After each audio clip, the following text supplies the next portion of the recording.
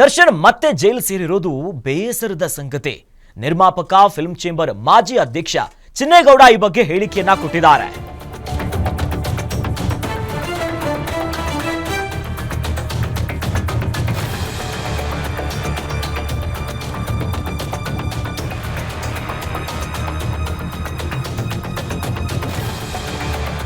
ನಟ ದರ್ಶನ್ ಪ್ರಕರಣದ A2 ಆರೋಪಿ ಜೈಲು ಸೇರಿರೋದು ಬೇಸರದ ವಿಚಾರ ಅನ್ನೋದಾಗಿ ಈ ಜೈಲಿಗೆ ಹೋಗಿರೋ ವಿಚಾರವಾಗಿ ನಿರ್ಮಾಪಕ ಇನ್ನು ಫಿಲ್ಮ್ ಚೇಂಬರ್ನ ಮಾಜಿ ಅಧ್ಯಕ್ಷ ಚಿನ್ನೇಗೌಡರು ಹೇಳಿಕೆಯನ್ನ ಕೊಟ್ಟಿದ್ದಾರೆ.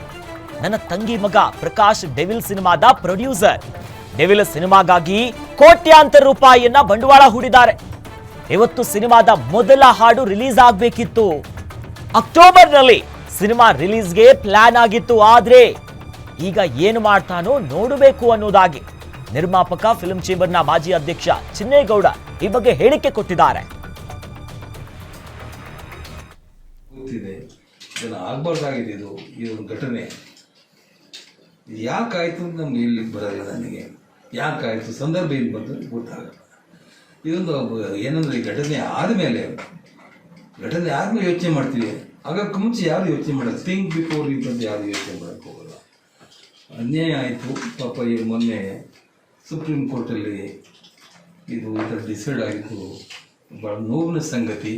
ಆದರೆ ಕಾನೂನು ಪ್ರಕಾರ ನಾವೇನು ಹೇಳೋಕ್ಕಾಗೋದಿಲ್ವಲ್ಲ. ಕಾನೂನು ಹೇಗೆ ಹೇಳ್ತದೆ, ಕಾನೂನು ನಾವೆಲ್ಲರೂ ಶರಣ ಆಗಲೇಬೇಕಲ್ಲ. ಕಾನೂನಿಗಿಂತ ದೊಡ್ಡವ್ರು ಯಾರೂ ಇಲ್ಲ ಇಲ್ಲಿ. ಇದಾಯಿತು. ನೆನ್ನೆ ನಾನು ಪೇಪರ್ ನೋಡ್ತಾ ಇದ್ವಿ, ಟಿ ವಿಲೆಲ್ಲ ಬರ್ತಾಯಿತ್ತು. ಮನಸ್ಸಿಗೆ ಸ್ವಲ್ಪ ನೋವಾಯಿತು. ಯಾಕೀಗ ಆಗಬಾರ್ದಾಗಿತ್ತು. ದೊಡ್ಡ ಕಲಾವಿದ ಯಾಕಪ್ಪ ಇದು ಮಾಡಿಕೊಂಡ ಅಂತ. ಅದೇನು ಮಾಡೋಕ್ಕಾಗುತ್ತೆ. ಮ್ಯಾನ್ ಪ್ರಪೋಸಲ್ ಗಾಡ್ ಡಿಸ್ಪೋಸಲ್ ಅಂತ ಎಲ್ಲರೂ ಒಳ್ಳೆಯದು. ಮುಂದೆ ಕಲಾವಿದರೆಲ್ಲರೂ ಕೂಡ ಎಲ್ಲ ಕಲಾವಿದರಾಗಿ ಬದುಕಿ ಅಂತ ಹೇಳೋಕ್ಕೆ ನಾನು ಇಷ್ಟಪಡ್ತೀನಿ. ಗೊತ್ತಿದೆ,